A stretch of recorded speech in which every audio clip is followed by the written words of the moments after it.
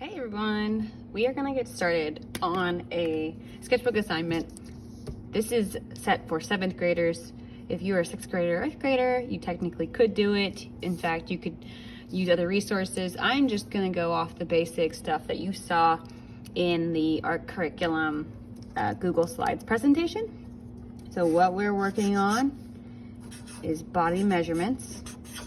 In 6th grade, we focus on portraiture and knowing where to place particular features. Well, as you would move up through the grades, I would anticipate that you could also move forward with incorporating more parts. So now we're going to be looking at the body.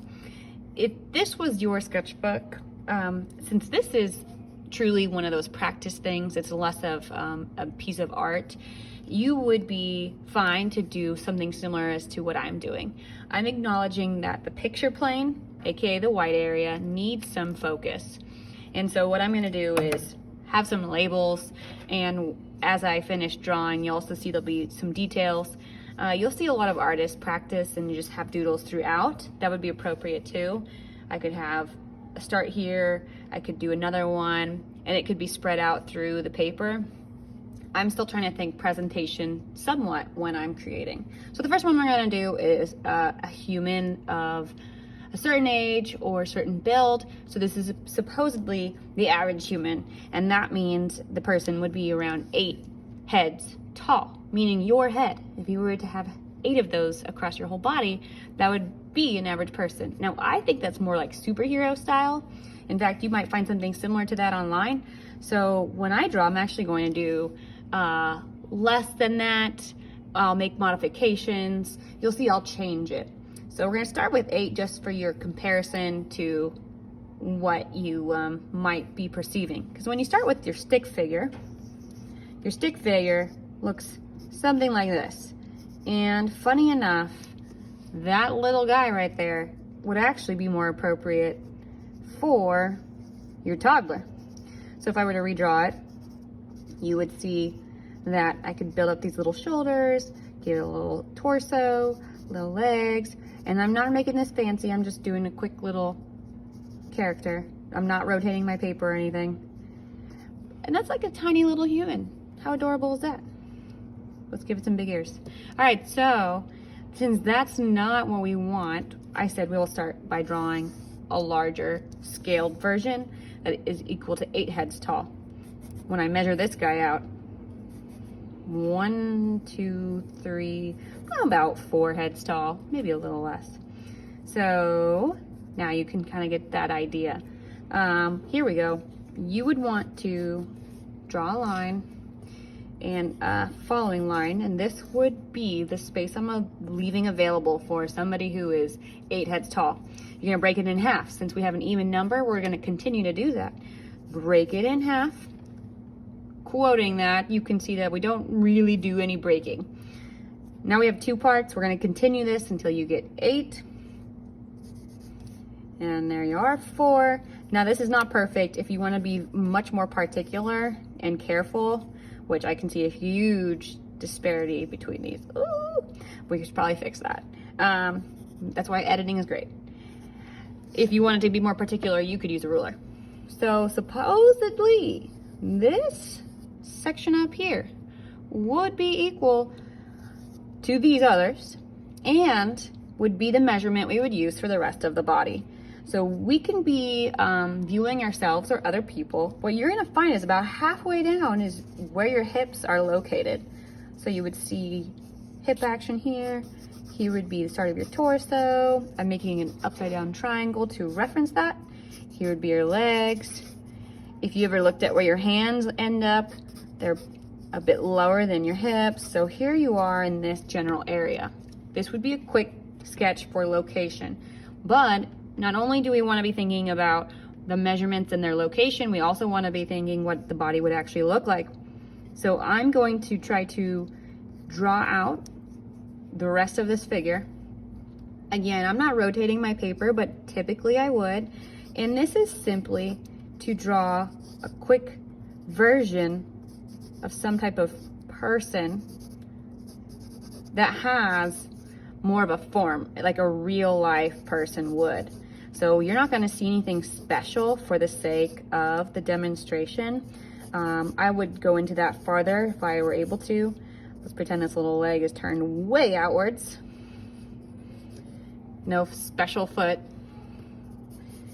And what you're able to then see is when I try to give it some type of form, again, nothing special, you start to have what looks like a real person.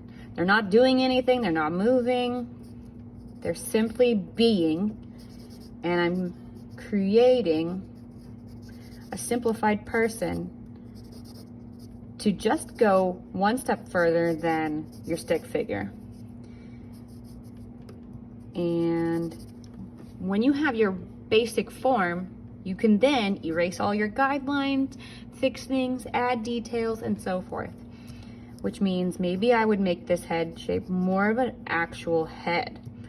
And you would draw light until you got it right. So what would happen is if I try to start erasing some of this, it's not gonna go away very well.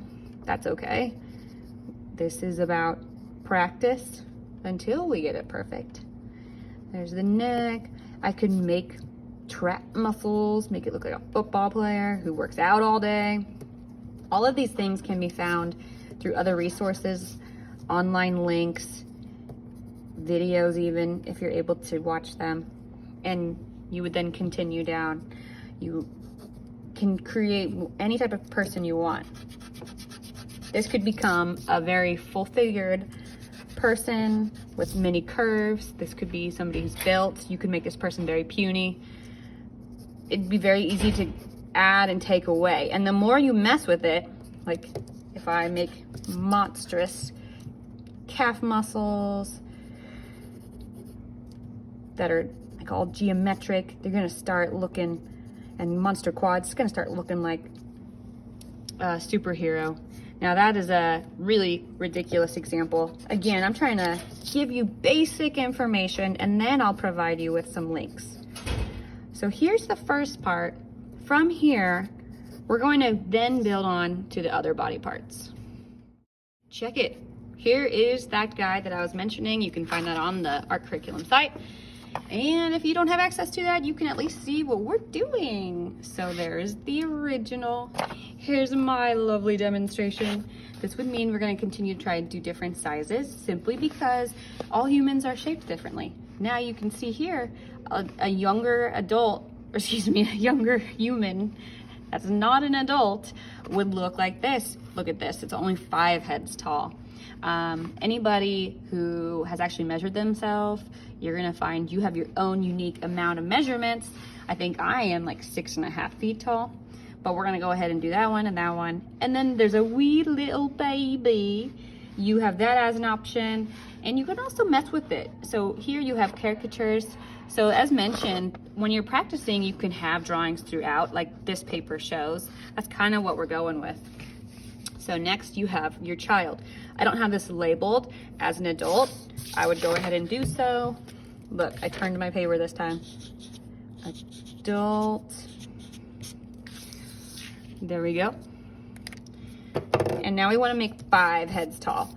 Even though this space is bigger, I can still do the 5 heads tall. Now, I'm still marking halfway like we did before, but that's gonna tell me kind of where the center point is. So I'd go above and below lightly, and I'm just trying to give myself a general estimate of where my markings would go. And as you can see, these are a bit closer together. Again, you can use a ruler. You can pause this as needed.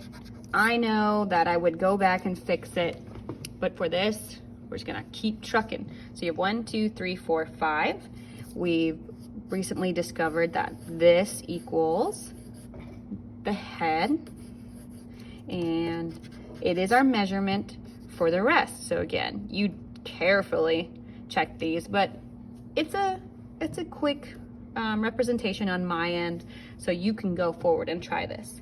So your hips gonna be a little bit near your halfway point. Younger children have shorter torsos and their bodies are just smaller. Their legs are gonna be closer together possibly. You can make a little stick figure version if you wanted. That's not so built, I guess. We're going a nice round little person. And I'm just drawing the feet outwards as if you could see them a bit more. This is pretty drastic. You have it be less curvy. Then you have your little shoulders, a tiny little neck. About here is where you're gonna see your elbows and your arms crease. So if I pull it outwards, awkwardly stanced, you'll find that the body has some type of measurement like this. You come down to the other side. Same thing. Arms are generally where your hips would be. So again, you could come back and make this more round, less round, more stick figure-like, and so forth. And then you would get to erase your guides and compare your drawing to your measurements and see if you felt like that worked. So now we have our young child. And then that leaves us with baby. And then we can play around as we want with the other parts. Time for the baby. We are gonna go one less head tall. Now we're only working with four heads. All I did was draw my starting point and my end point. I found halfway, so that way I can then split that in half. What I end up with is, all right, so let's start with the head. Big brown baby head, big squishy little cheekies. You can keep messing with that. Basically no neck. It's really hard to see baby's neck, so we're just going without one. And then they're nice and round, so you can play around with that if you want to give them a belly. Right here, this is commonly where you'll find your knees, as is the other references. If you didn't catch that, now you can see here are all of our knees. So I know that somewhere around here above that is going to be where your hips would be.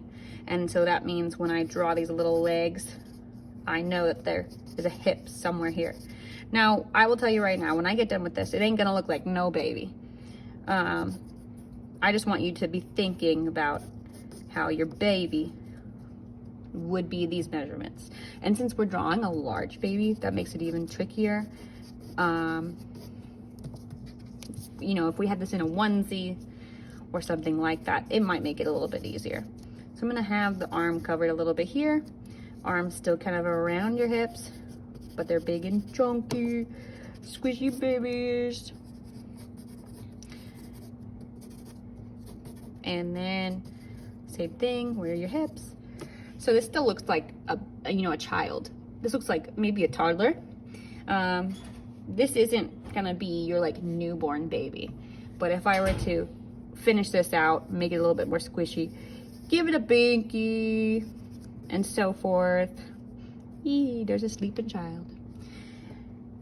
Here's my little onesie. You can kind of begin to see that it doesn't look that crazy anymore. I will point out this, the feet are a little bit shorter and wider. That's kind of what you're going with. So you're going to be making this yourself. You can see I rushed.